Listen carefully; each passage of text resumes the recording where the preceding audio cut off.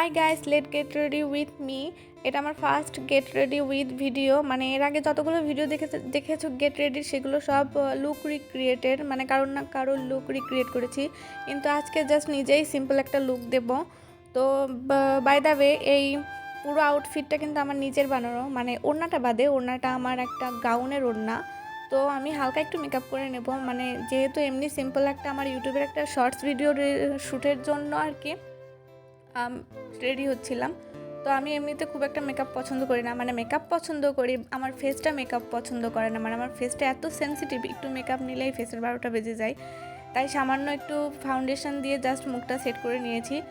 দেন blush আর হালকা light কালারের lipstick দিয়ে মানে পুরো মেকআপটা সেট করে নিয়েছি।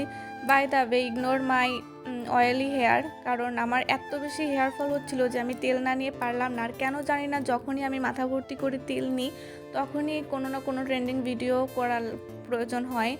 মানে সারা বছর তেল না নিলে এরকম হয় না, যখন একটু তেল নিই তখনই কিছু না কিছু হয়। যাই হোক, আমি ফুল রেডি হয়ে গেছি। আমাকে কেমন লাগছে অবশ্যই কমেন্টে জানিও। যত যাই হোক, আমার কিন্তু বারবার নজর শুধু আমার চলেই যাচ্ছে, মানে তেল নিয়ে যেহেতু ভিডিও শ্যুট। তারপরে দেখো আমি একটা কি বানাচ্ছিলাম, এটা হচ্ছে আমি বললাম না একটা ট্রেন্ডিং ভিডিও শ্যুট করব, সাওয়ান মে গানের হিরোইনের মাথায় যে একটা থাকে সেটা বানাচ্ছিলাম ওড়না পেঁচিয়ে পেঁচিয়ে।